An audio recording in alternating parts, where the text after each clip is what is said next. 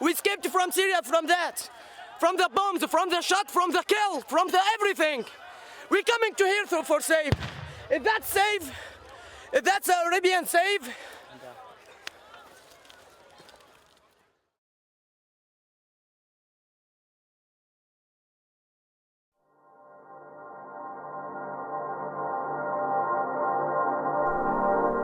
Like many around the world, I've watched as war and conflict have forced record numbers of people to flee their homes in search of safety. In the first 3 months of 2016 alone, over 170,000 refugees made the dangerous journey to reach Europe by sea. Over 80% came from just 3 countries: Syria, Afghanistan, and Iraq. Used as political pawns in a game of chess being played between the governments of the world, the sheer number of people displaced by circumstances beyond their control can be difficult to comprehend. They have become the faceless, forgotten people whose individual voices have been lost along the way. But as a photographer, I've always been driven by the desire to tell the stories of the people I meet. Photographs have a way of connecting people, crossing language and cultural barriers, and allowing understanding in ways that words alone sometimes fail. And so in April 2016, I travelled to Europe to meet the refugees and hear for myself their individual stories. This film is what I discovered.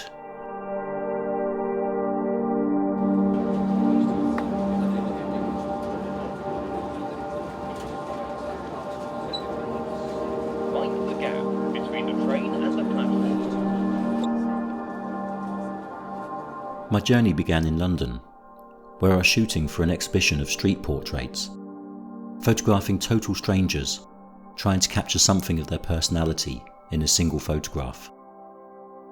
Travelling the world is something I, like many others, have come to take for granted. With my passport, there's not many countries in the world I can't visit, or borders I can't cross. But it's an ability which stands in stark contrast to the long and often dangerous journeys faced by the refugees. To understand more about the crisis, I arranged to meet Zoe Gardner from Asylum Aid, a charitable organisation offering free legal advice for people applying for asylum in the UK. I asked her what I should expect when I went to meet the refugees. The European refugee crisis has been caused by various different crises around the world, real crises like war, such as the war in Syria, like repressive regimes, like militant groups like Islamic State, and the atrocities that are being perpetrated on ordinary civilians across the Middle East and Africa, and that are forcing them to come and seek what they believe will be safety here in safe, prosperous Europe.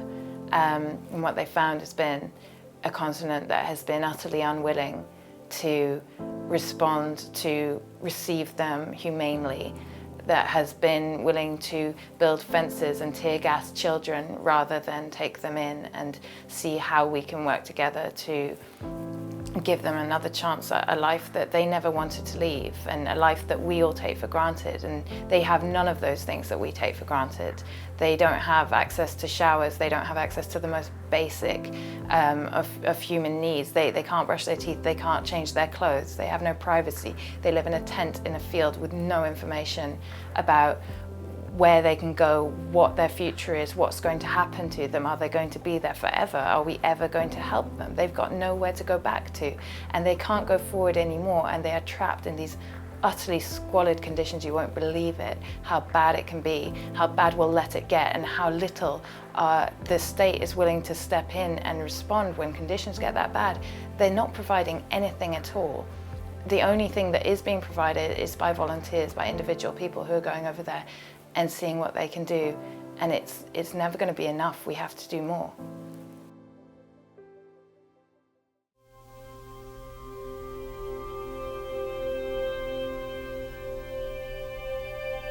The next day, I headed out early to travel to Western France and one of the most infamous refugee camps in Europe, the so-called jungle of Calais. What struck me most as I travelled to the jungle was just how easy my journey was. Only an hour from central London, I barely had time to settle into the journey before I was arriving at the train station close to the camp. As I later discovered, this, like many other aspects of daily life, illustrates the vast difference in opportunities offered to those fortunate enough to possess the right kind of passport.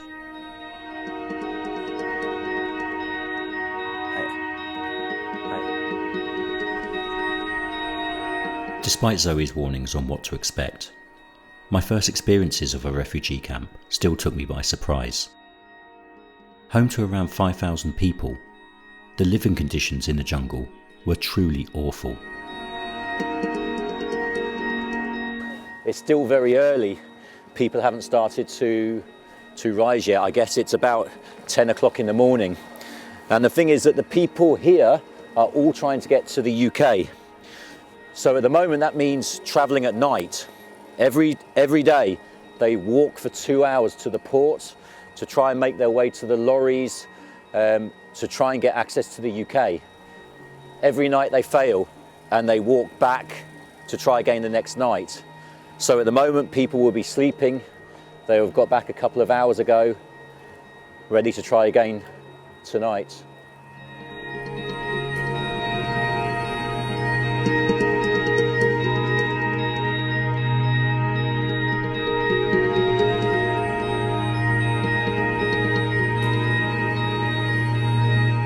There was a definite sense of tension within the camp. Just a week before, the refugees had faced the prospect of mass eviction in a deliberate attempt by the French authorities to force the inhabitants to move on. A huge area of the camp had been bulldozed, seemingly with the specific aim of making life even more uncomfortable. Reports of police brutality were common, and there was a constant sense of nervousness amongst those I met. It's clear that the people here don't want their photographs taken. They don't want to appear on camera. Given such difficult living conditions, I wondered what everyday life was like in the camp. For answers, I turned to Joe Bergson of Care for Calais, a volunteer organisation providing support to the people living in the jungle. Everyday life in terms of any refugee camp or any transient camp, because the French authorities refused to delegate it as a refugee camp, so it's actually a legal slum essentially. But on any refugee camp, day to day is quite boring for people living there. This is an area where you aren't allowed a livelihood, you aren't allowed progress in your life, and so there is, by nature, refugee camps have a lot of stagnation in them. But everyday life during the winter was very hard. You'd go in the morning and you'd see people very tired from trying to cross the night before, or facing police violence the night before, or simply not being able to sleep because they're cold. This is a continual problem, and so you have people that are tired and down like this. But equally, now that the weather is getting better, you see a lot of people wanting to play and people wanting to sort of make good of their life even in this hard situation. The human connections that you have, I can't overstate how amazing people are. People share with each other, people laugh. It's a cliche, but in really hard situations, humour and camaraderie, or whatever the word is, this is a powerful thing. You see it in droves on the camp. This ability of people to try and make good of their situation was evident throughout the jungle. Despite the terrible conditions, people were still making the effort to try and build a community out of the waste and despair which surrounded them. This takes you by surprise. This is the city centre of the jungle. There's shops, there's restaurants, there's a nightclub, there's a school, there's a library. This isn't a temporary shelter. This is a community. This is a a town.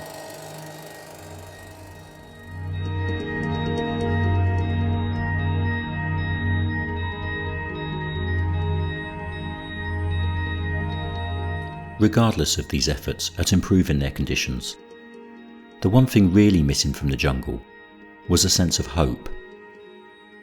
Hope was a sentiment I came to think about often as I journeyed across Europe. Hope for the future. Hope that they were marching towards a better life. But leaving the jungle, I sensed that for many, hope was steadily being drained away. Often it had been the only thing which had kept them going, and it was hard to look into the eyes of fellow human beings and see such despair.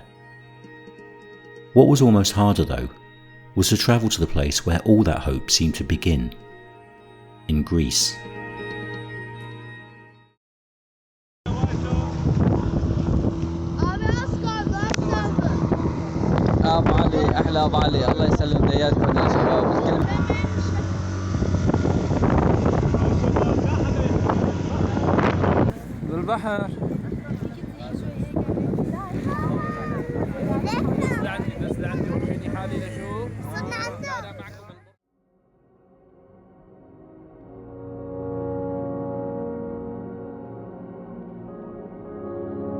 For many, arriving in Greece represents arriving to safety.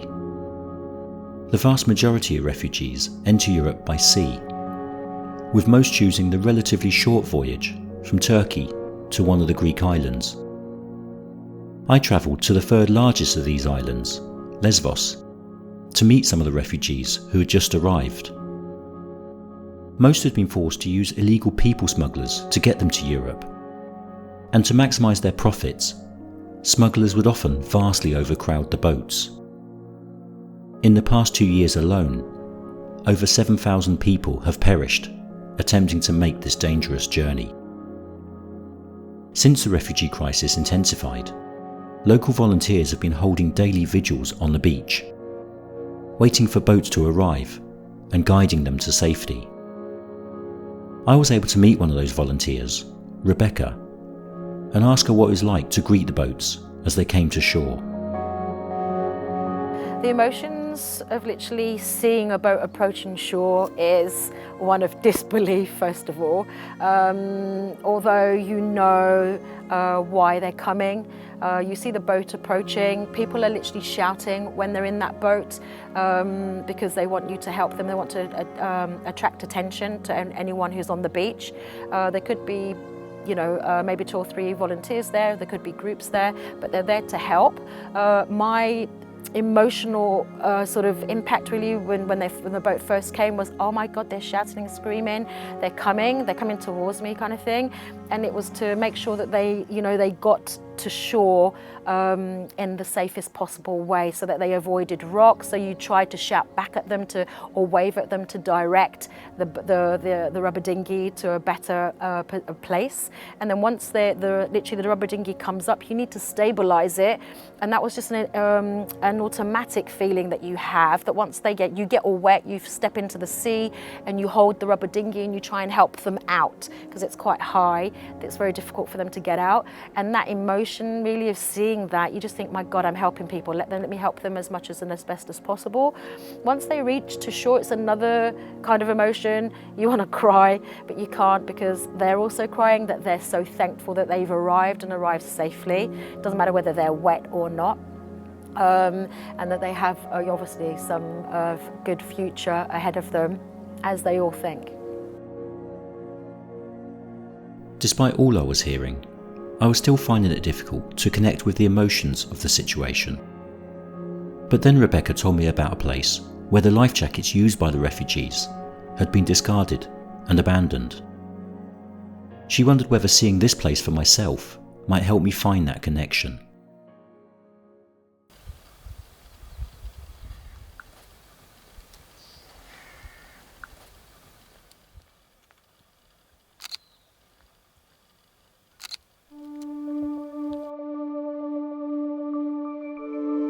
Looking back now, I realise how unprepared I was for the impact this graveyard of life jackets would come to have on me. Each one seemed to represent a human being who had climbed a mountain of misery in search of a better life. But I'd also heard rumours that these life jackets held a deeper secret, that the majority were counterfeit, fakes, filled with poor quality materials usually used for packaging rather than flotation. I wanted to find out the truth for myself, so I began selecting a few jackets at random and checking the materials which had been used. What I found was truly shocking. I wasn't able to find a single jacket which contained enough suitable material to serve as a life-saving device. The vast majority of these jackets would have been almost useless in open sea.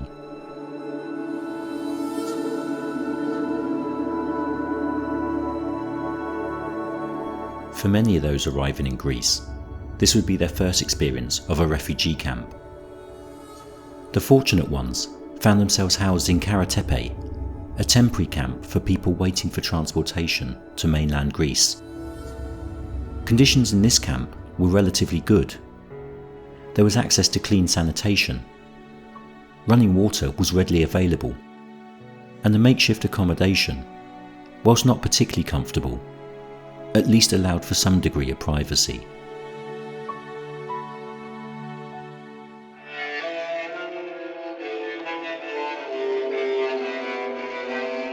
But the refugees of Karatepe were the lucky few, because the majority of those arriving in Lesvos were immediately being sent to the Moria Detention Centre.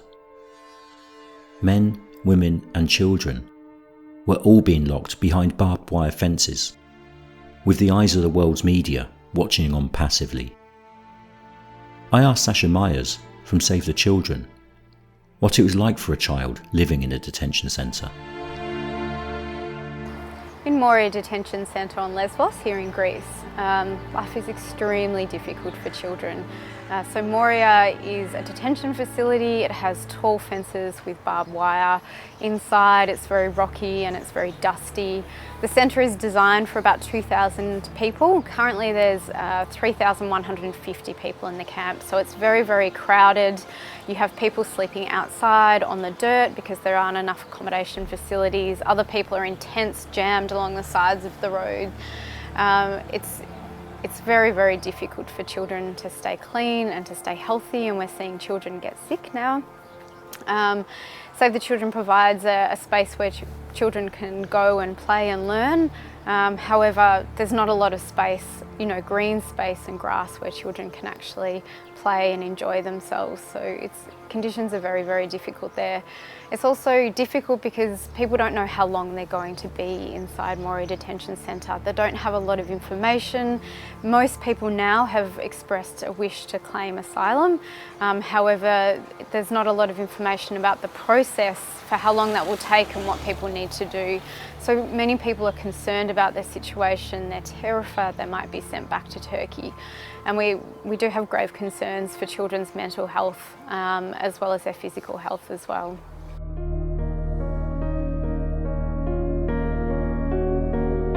Despite all these hardships and the threat of deportation hanging over them, I still felt that sense of hope which had been missing in France. The refugees had made it to Europe, keeping alive their dreams of being allowed to continue their journey. But that would mean trying to cross the Greek border, and as I later discovered, this seemed to be the place where all those hopes and dreams would begin to fade away.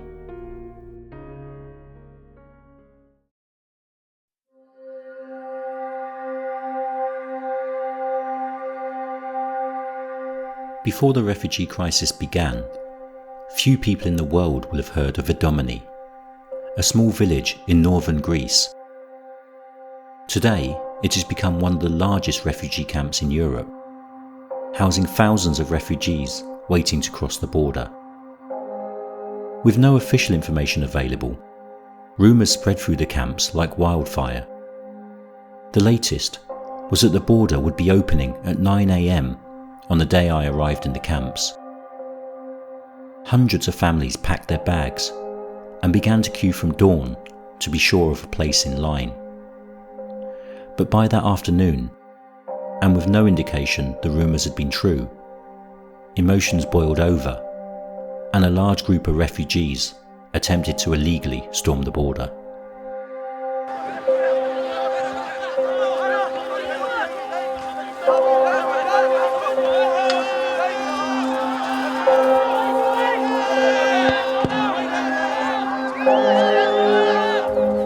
So everybody's trying to cross the border at the moment. I think just the frustration of being stuck in the camp for so long with the border closed.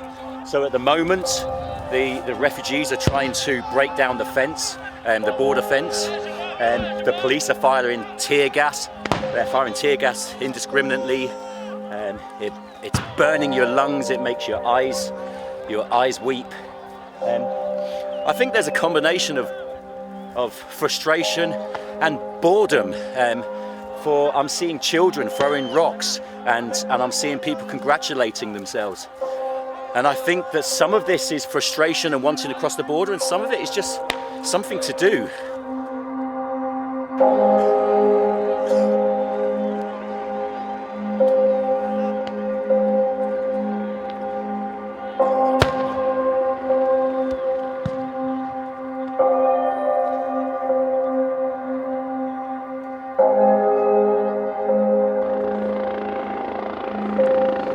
The helicopter is flying low, and they're trying to blow the tents over because they're hoping that by blowing the tents and disrupting the camp that people will disperse.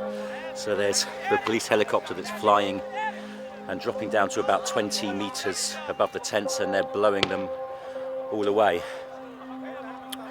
But I'm not sure it's working. There's a lot of anger in the camp, and I think today is the day that they've decided that they're going to do something about it.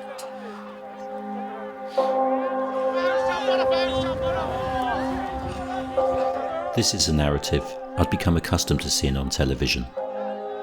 Large groups of young men acting illegally and leaving the authorities no choice but to respond. But being there and seeing with my own eyes, it seemed to me that this wasn't a true reflection of the whole story.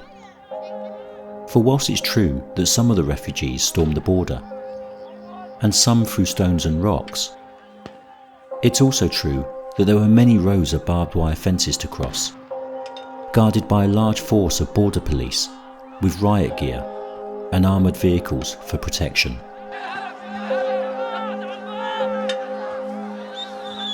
The refugees never came anywhere near crossing the border.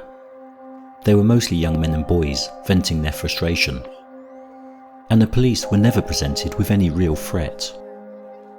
And yet I witnessed firsthand as those border authorities responded with very real force.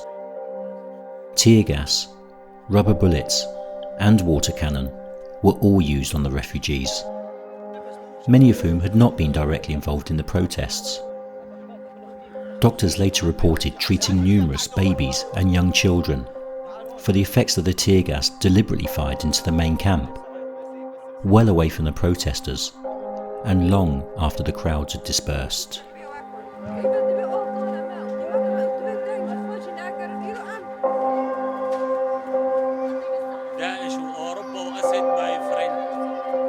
With conditions at the border growing worse every day, thousands were forced to move back into Greece, and camps began appearing all over the region. One of the largest was located on a petrol station forecourt by the side of a busy road. Laura, one of the volunteers at the camp, offered to show me around.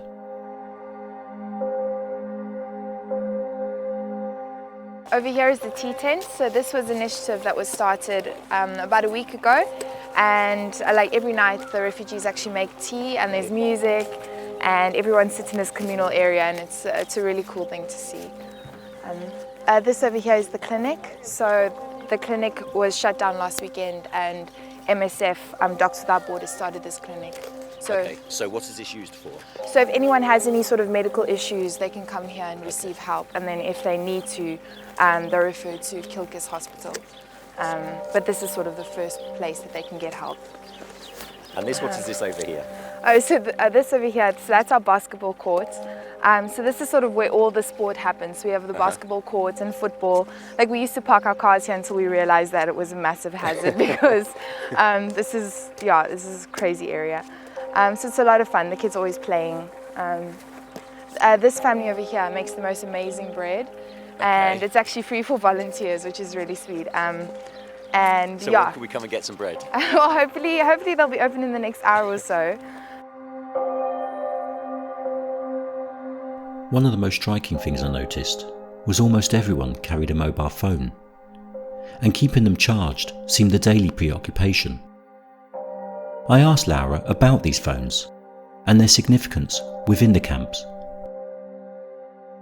You find a lot of people criticizing the fact that refugees have mobile phones, and there's sort of this perception that if you're fleeing conflict, you shouldn't have valuable things like the mobile phone. But what a lot of people don't realize is that that phone is the thing that will get you through your journey. I mean, if I go somewhere 20 minutes down the road, I wouldn't go without my GPS. And if you're crossing borders and mountains and imaginable terrain, how can you go without a phone? So, I mean, the phone's important to communicate with your family, to tell them that you're safe. It's important to get direction. It's important to share with other refugees who have made the same journey that can give you any advice on any route that may be safer or any options that may be better for you. I mean, it's also from an entertainment point of view, there's nothing to do all day, so you need your phone for entertainment. And I think most importantly at the moment, you need your phone to do your asylum application. The asylum application is done through Skype. Like, certain groups only get 2 hours a week, where there's almost 50,000 refugees phoning at the same time trying to apply for asylum. So it's absolutely essential to have a phone. Without that, there's no way you'll ever leave. So it's just such an essential part, and probably the most valuable possession when you're in a context like this.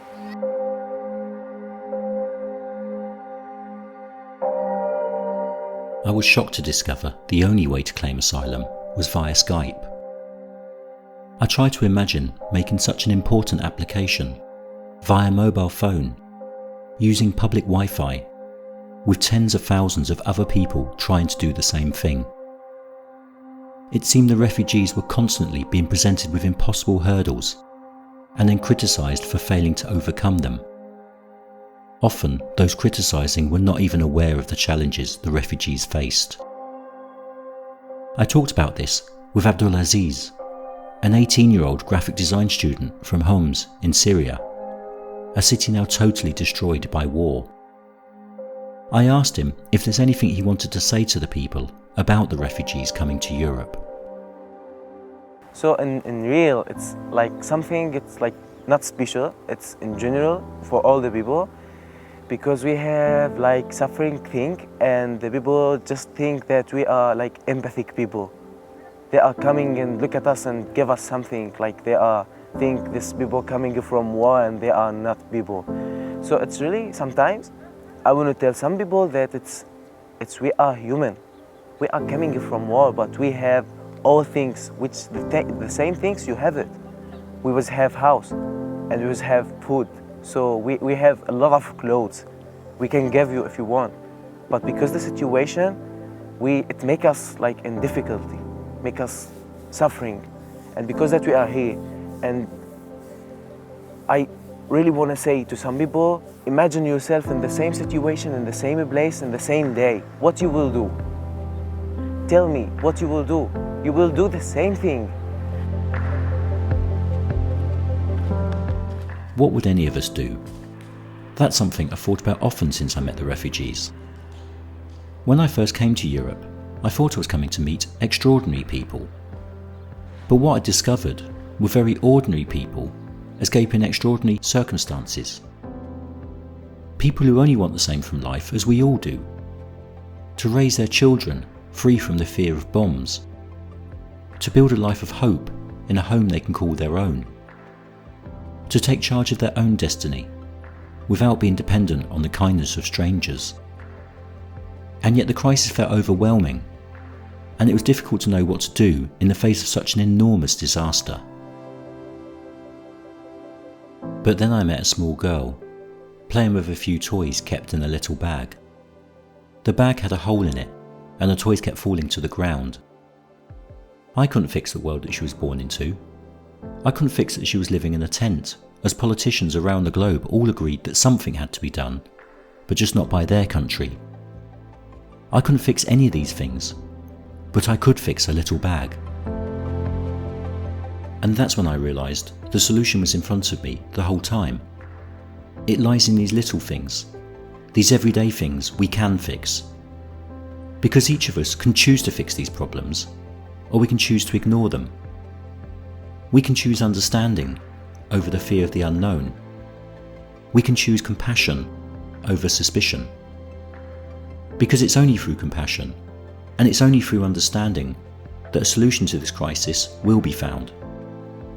And so whilst the refugees of Europe may well have become the faceless, forgotten people, I believe the solution lies in all of us choosing to remember these faces, and all of the people they represent.